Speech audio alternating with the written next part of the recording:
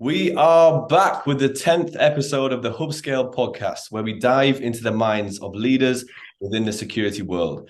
This week, we have Willem Hendrickx, who is the Chief Revenue Officer at Vectra AI, a leader in threat detection and response. He has spent some time in leadership roles at EMC, Riverbed, Alcatel, before transitioning to Vectra 3 years ago. Willem, it's great to have you on. That's great to be with you, man. So good morning. Good morning indeed. So I guess just everybody who doesn't know you or doesn't know Vectra, it'd be great to have a quick introduction to yourself and the team. Sure. I'm Willem Hendrickx. I'm Belgium. I basically, started my career as a rep at Xerox. I went to PTC where I started as a rep and ended up as a senior vice president Europe North. Spent 10 years with EMC, starting from a country manager in the Netherlands, and I ended up to be running global channels as an SVP for EMC, which was my first real global job. And then, as you said, I also worked for Riverbed. I was president for Alcatel-Lucent, running a $4 billion company. Then basically I built my own, and now with 3 years, I'm actually with Vectra. Vectra AI is a cybersecurity company, pre-IPO based in San Jose, California. We have about 1,000 customers, and we're growing very, very fast. And I think the reason why we're growing is we really solve business problems for our customers. We have the best attack signal intelligence out there, which basically means we can actually drive efficiency, during the SOC operations for our customers. But more importantly, I think we erase what we call the unknown. Just that 75% of the people out there, they don't even know they're breached today, right? And that's because they don't know. And so what we do with our AI detection models, we actually find the attacker, and we erase the unknown in 4 attack surfaces, which is one, the network, that's where we originally started, but also in the public cloud, the SaaS of Office 365, and also identity. And we have 600 people in the organization who work very hard to keep our customers safe and make this world, I would say, a fairer and safer place, because that's what we do. That's fantastic. That's fantastic. And you can tell the passion as well about Vectra and your journey. And I've seen you transition, obviously, from the VP of International into the CRO position this year. Obviously, we're going to dive into a lot of topics today about multiple things. But I guess just staying on the Vectra topic for now then, you guys are hiring crazy. Well, not crazy, but kind of what we were talking about before. But your journey into the next year, how does 23 look like to you? No, 23 is very exciting for us, right? I mean, of course, the world has been changed a little bit, and we all have like some financial pressure, and we don't know really what's going to happen. But that being said, I think, we're looking still to do our particular growth. We see really market picking up, and it doesn't stop. I mean, as long as you solve business problems for your customers, and security is one of those particular areas where companies continue to invest in.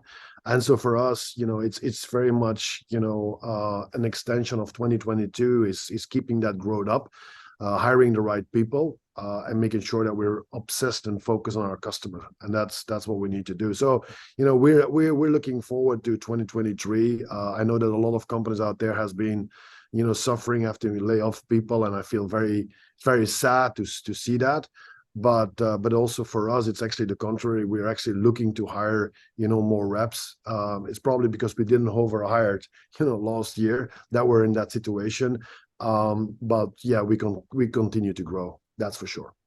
Yeah, no, awesome. And so talk to me a little bit about that there. You mentioned, obviously, you haven't overgrown over the past 2 years. How is that going to affect you in terms of your kind of growth last couple of years and then heading into next year? How has that transition helped you out? Well, I think the first thing, right, I mean, is to make sure that you have your basics right. And what I mean by that is that what I've seen is companies really hiring when the productivity is not there. And so when you hire and there's no productivity, you don't build a winning culture. And so the most important thing, I think, for every company out there is to make sure you have a winning culture, that salespeople and everyone feels that they are winning, they can make money, but also they're adding value to their customer. And so, once you have the productivity up and running and people are overachieving, and people know that they can not only, make money because they also can add value to their customer, then you have like a foundation for growth. And then by adding more people, it's easier because there's a mechanism for them to be successful. I mean, I've seen a lot of companies just hiring people without any infrastructure around that, without enough SE support, without enough marketing. And that's actually up to us, right, as management, to make sure that we don't do that, and we help those particular salespeople to come in so that it can be successful. It's too easy, in my opinion, to say, oh, sales rep, you're bad, we're going to take another one. And unfortunately, that's been part of our industry too much. And it's up to us to make sure that people stay and be successful and be happy, because that's the only journey that counts, right? So that's our job. For sure. For sure. And I love the way you explained it there. And just diving into one of the points you mentioned there about creating a winning culture. How can you create a winning culture in your kind of aspects? I mean, the first thing you need to make sure of is that, of course, you add value to the customer, right? And by adding value to the customer, you get deals. And so it is very, very important that you create like this one team approach where everyone feels that they're winning, that you put the targets correctly, that they're not too high but they're achievable, and that people can can overachieve. I got people today here who does 400%, 300%, 200%. That was not the case 2-3 years ago. And, having people that are very successful and having those people actually talking to other people in the company why they are successful and sharing those best practices creates that environment of winning. And that's at the end of the day what matters. And also customer feels that, right? Because I mean, customers today, they want to make sure that they not only buy technology, they also want to make sure they buy technology from a company that stays there and will remain there for the future, and that are also and that I think is super important. And because when you hire the people, you need to make sure you hire the right people. But the problem is, if you have no winning culture, those people will not be successful. When you hire the right people within a winning culture, the people will be successful and they will feel the passion, and that passion will be transcended to the customer, and the customer will feel that. And that's what we need. That's how it works. Yeah, no, I think it's you've hit on a really key point there about having and built everything up before kind of hiring the people as well. Because I've seen companies who have had no infrastructure but just piling reps into the business, and it's not a good sight, especially right now as well, heading into 2023. So Willem, I want to switch it back to a little bit more about yourself. I'm very intrigued by your career. Obviously, $4 billion Alcatel you was looking after, but the more interesting one is stepping from the international position into the CRO role. So I've got a lot of people within my network who watch this podcast who are just about ready to go into the first CRO role, but they're sometimes, obviously, nobody really knows what to do in them positions unless you've got a mentor or anything like that as well. But it'd be great to understand what's it like transitioning into that position. Yeah, I mean, the first thing, of course, I've had the luck to be already in a global position before, and that helped me. I mean, I made a lot of mistakes, and you also learn from those particular mistakes at that moment in time, honestly. But secondly, I mean, the good news is when you do international and you're very successful, the company already. It's not like it's new. Then that transition is way more easier. I think it's way more harder when you're just starting a company and you go CRO from an international to CRO without being, successful in your current position. Right? It needs to be something that is natural, being seen natural by the board, natural by the CEO, and by all the people that work for you. And so that's automatically, I think, what happened is that it was a very natural, transition, which helped me because I got the support from the management, but more important, I think, the support from the people that works for me. And that drives you, right? It's that passion to make sure you're successful, but knowing that you do it, together, and you do it for the people that work for you. That is important. So, but it is not easy. It is not easy because it is a mindset. It's a shift, right? It's a bigger job. It's bigger responsibility, and but it's doable when you get the right support and the right infrastructure, with you. Yeah, for sure. And just touching on that, obviously, just to kind of dive into it a little bit more, what are the key things to take away from stepping up into that role? You mentioned, obviously, if you're stepping from an international role to the CRO gig, the transition and maybe going to the company earlier, but what's the real key takeaways from obviously diving into that role straight away and having that global responsibility like back at EMC back in 10 years ago? Well, I mean, as I said, things change, right? You're not only on a European level, you're also on a global level. Plus, you have more responsibility. If look at my overall job, it's not only sales. I'm actually running every sales till support. So you have an extension. So it's very, very important that you get surrounded by yourself by great people who are very knowledgeable about, for example, the support, about customer success, and that you actually create a team that helps actually the field to be successful. That's number one. And secondly, it is one of those particular things to make sure that you actually standardize your process of going to market, across the globe. But the good news, I think, by having international experience, how the world works, right? I mean, nobody needs to tell me how Japan works or APJ works or Europe works. I know exactly how it works, and putting myself in those particular, shoes of those particular people helps me to understand their day-to-day problems and solve them as well. And so there's advantages of coming from an international, I would say, to a global role as well, because you understand that not everyone is one size fits all. Yeah, for sure. Especially, I've always thought about that actually, because if you look at the APJ market, you've got multiple different regions, multiple different cultures. I wonder why some companies don't promote international into CRO more, because from a hiring standpoint, sometimes you just want somebody in the US who's a CRO who's been there and done it before, but that other way could actually really benefit the business for sure. Awesome. But again, I mean, let's be honest, right? I mean, the big bulk of the business is US, right? Yeah. It's always like that, so it's very normal that this is the situation, and it's just, again, I think it's just a balancing act, and every company needs to decide on, what's best, for them at that moment in time, and so. But we should not forget that US is for every company, tech company out there, the biggest market and the biggest focus market as well. Yeah, for sure. That sounds fantastic. So I guess just diving into hiring and attracting talent to Vectra. And of course, you've been in leadership positions for most of your career, but it'd be great to understand how you go around attracting and hiring the best sales talent. You mentioned a little bit there about obviously creating that momentum and kind of firing the sales reps up to doing crazy things 400%. But how can you really attract people to the business? Hiring is a day-to-day job, right? So I can tell you my job, I'm hiring every single day, and that is, I'm reaching out to people every single day, and I want my managers to do that the same thing. And working with companies like you, that helps me, right? But at the same token, it's something that you need to do hard. I mean, recruitment is a day-to-day job. I always say it's like, my people are responsible for 3 R's, right? I mean, revenue, recruitment, and retention. And if you hire the right people, then your retention number will be very low, right? So that's the way it is. So you need to be very, very crucial, diligent in your process. So we have an interview process that we walk through. We know exactly what we're looking for, so that helps us to find the right people. And quite frankly, the only thing that keeps me awake at night is to make sure we can preserve our culture. And preserve our culture when you grow is something that is very, very important. And the only way you can do that is to make sure you attract the right people. And it starts with the first line management.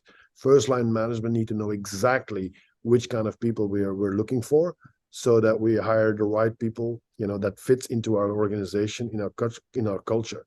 And that's how it is. I mean, we're looking right now for, I don't know, 20 reps across the board. And I can tell you, some of the RDs are very easy to find people. That's because they're busy with it every single day. Some of the regional directors struggle with that because they're outsourcing the stuff without being engaged. That's not what you want, right? You want people to be engaged, and knowing that people is the primary thing that you need to do for your job, because our business, regardless of technology, is about people. Hiring the right people that are in front of the customer, doing the right thing for the customer and for us, Vectra. Yeah, no, I think that's a powerful message as well, because I think sometimes that can get lost in just hiring so many people or certain people. It's about really understanding from literally the first level management right up to the senior leadership about the people that you're bringing on board. It's brilliant. And I look at criteria, right? I mean, I honestly don't really care about too much about their you know grades or whatever, right? I mean, for me, it's very much so about character and the willingness to win and the willingness and desire to learn and to be curious. I mean, that is what you want. And the reality is, on the cybersecurity space, this was a very much sport market, and a lot of people they don't want to sometimes work hard for what they need to do because it comes like automatically. They had choices enough. Maybe this down market that we're having puts us back into basics and put us back with our foot on the ground and be humble. And I need people who are humble in front of my customers. And so I'm very, very picky about making sure that we hire the people that are humble, but having the right mentality and character to win and do it with the team, right? And not be selfish alone. And that's hard, but sometimes it takes longer to recruit someone, but that's okay. Yeah. So you mentioned a few of them points there about spotting the curiousness of an individual, the character of an individual. How do you go around looking for that when you're interviewing somebody? I mean, there's a lot of interviewing questions that you can do, probing. When again, it's not only me, right? I mean, at the end of it, that's why I have 4 or 5 interviews, and everyone needs to interview a lot. But I mean, you see a lot in the CV if you go and dig into it from their youth, right? I mean, are they, did they do sports? Are they having a winning mentality in all of that? Did they work when they were a student? I mean, all of those particular elements, create character, right? What was their background? Did they have to fight for being in a position for that job or not, or was it all automatically by themselves? So, and then the other thing is like always interesting, which questions are they asking me, right? I got a lot of people asking no questions. Well, if they have no question, I mean, there's no way I can hire them, right? Because if you don't ask questions to me, why would you ask a question to an economic buyer when you meet him? It's the same. I'm the economic buyer, right? So there are probes and techniques, and that as well. And but I'm out there. People need to be curious, man. I mean, need to know and understanding because they need to listen, right? A lot of reps need to be listen more to the customer, and that's one of the things. And you can only listen when you're curious. Yeah, no, I think it's amazing. I had a sales SE leader from Fortinet on the other day, John Jacobs, and we was talking about the exact same thing about being curious and really we was talking about the same thing about hiring more junior people. And what do you look for in that? It's about somebody who's curious, that background of were they designing things, and that's on the sales engineer side. But yeah, no, it's an awesome topic, and I think the main key takeaways for anybody listening who's maybe in a junior position or stepping up into a bigger role is just to find that curiosity. But no, that's amazing stuff.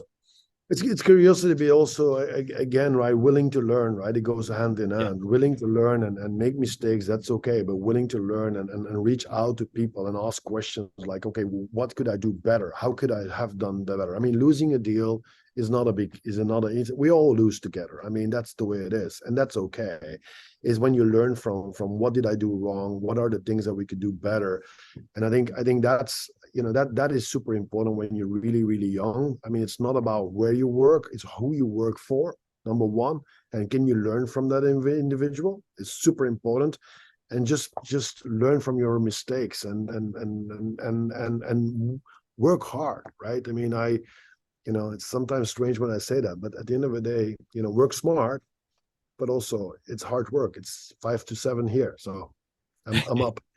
Same, and it's 7 o'clock here on a Thursday evening as well. But I guess you mentioned a really key thing there about working for who you're working for, and that's really a key point that I've had throughout the podcast I've done so far. But talk to me a little bit about mentorship. How can you go over to people and ask them, for example, about moving into the next position or learning from people? How do you find mentors in the industry?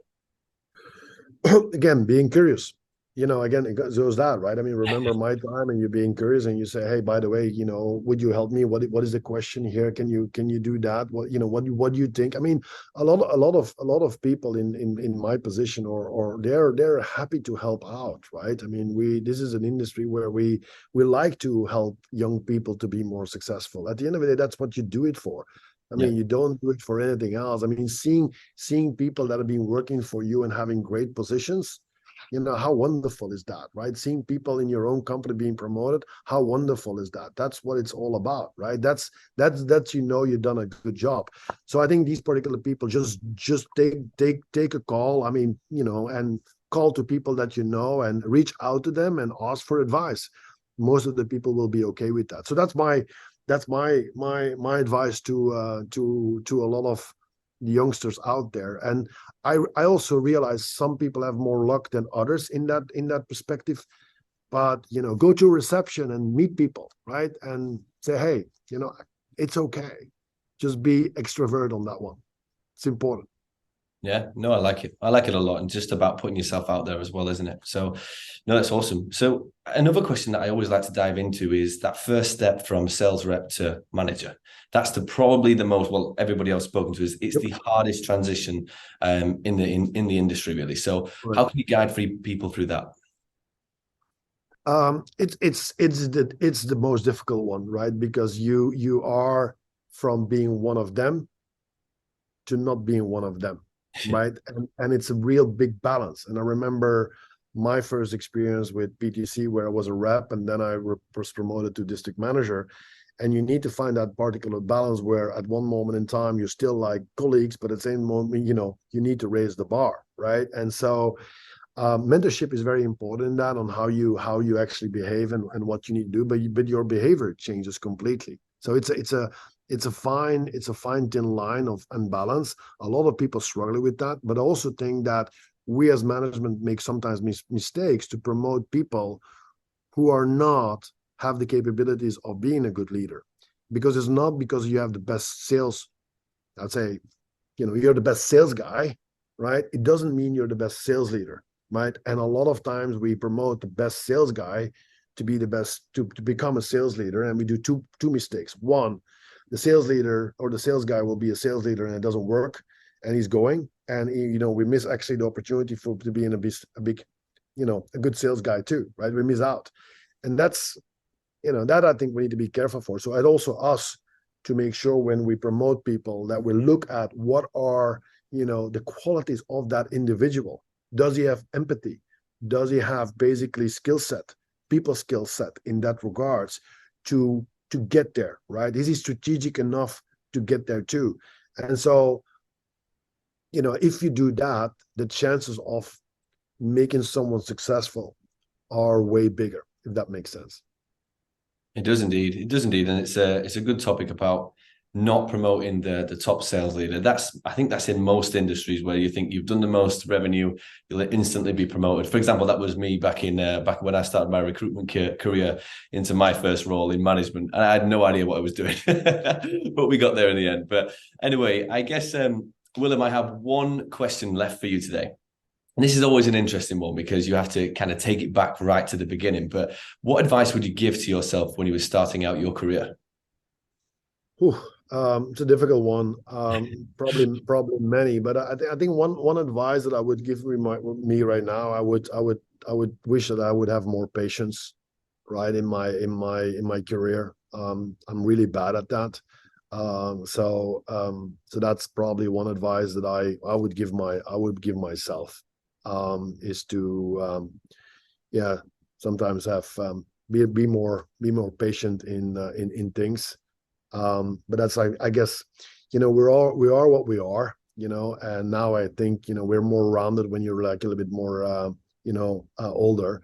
But that's the only thing that I would say. And my advice to my sons, by the way, is different, right? It's more like I really want to make sure that they roll up their sleeves and work hard, being curious and making sure that they learn. And a lot of people, they want to get promoted all the time quick, and being in other companies. I'm like, take your time to learn, right? Take your time to make sure that you work for the right leader, and that will be beneficial for your career. And don't miss a step, because if you do miss a step, it can go really wrong. And I've seen too many people making too big jumps and then falling back down because they're not able to take that. And that's also up to us leadership to make sure it doesn't happen, but it happens too much. Yeah, no, for sure. And I think that's the powerful message. I think a couple of people have said patience as well. I think sales individuals who want to get to that next level. Sometimes even me being younger myself just want to get to that next level, but everything takes time, doesn't it? Yeah, but I mean, everything takes time, but being not patient also helps you to get there faster. So don't get me wrong, Yeah. right? It also helped me to get faster in certain positions than not. So, but it goes both ways. But again, I mean, in my feeling, like it needs to be like you have to be super confident to be there. But I can tell you, the first time I got promoted, that was with PTC, and I got a and something in my mailbox. I will never forget it. I'm like, your numbers are awful. Fix it. And I just started as a manager. I'm like, okay, that's a really good advice. So anyway, I'm not going to repeat that, but that was my first first message as going from a rep to basically a district manager. So figured that one out. But anyway, we managed through that. So. Yeah, no, for sure. It's a powerful story and an amazing career as well to get you to where you are today with Vectra. And no, I'm really looking forward to watching from the sidelines and doing things together over the next few years, Willem. And yeah, exciting times for Vectra for sure. Yeah, no, and listen, for all the people that are listening, and if you really, are up for a challenge, I mean, I would say look at the Vectra AI webpage, what we do, but also look at the pages on, we're looking for talent, and we're looking for people who think. One of the things though, I mean, and I have to say, Elliot, I've seen so many people in the industry that are taking, I would say, the medpic and everything like so rigid and so hard. And yeah, I think that's good, but we also need to make sure that people that are coming to our organization can think and can think out of the box, because we need their brains to be better, right? And so if you're up for a challenge, just call me. I love it. Just on that, what are the 3 points you'd say to somebody wanting to come join Vectra? Well, first, I think we have the best tech in the industry. We're really solving business problems. And thirdly, you will find a team and individuals working together that you've never seen before, and you're going to have fun with it. So I saw that from the event that you guys had a couple of weeks ago as well, which would look pretty crazy. No, it was, listen, I mean, this sales kickoff was great. I mean, but again, our motto is customer first. And I think at a sales kickoff, we had our customers at the kickoff. So being full transparent on what we do, and we shared everything with them. And that's I think part of our overall culture. And so we have nothing to hide. We want to be transparent to everyone, and sharing our success with our customers is the most exciting thing. Doing it on your own, it's okay, but doing it with customers and partners, by the way, because we're very, very channel focused, is way more exciting. We're this world of cybersecurity is tough, right? We can't do it alone. We have to work together as a team and with other vendors, by the way, to combat what's out there. And so sharing successes you also need to do with your own customers, because they want that too. Fantastic stuff, Willem. Well, appreciate you coming on today, as it's the 10th episode. It's been a special one, but really looking forward to working with you in the future, and hopefully we can do one again in the time as well. Good luck. Thanks, Elliot. Thanks for having me. All right. Take care, man. Bye-bye.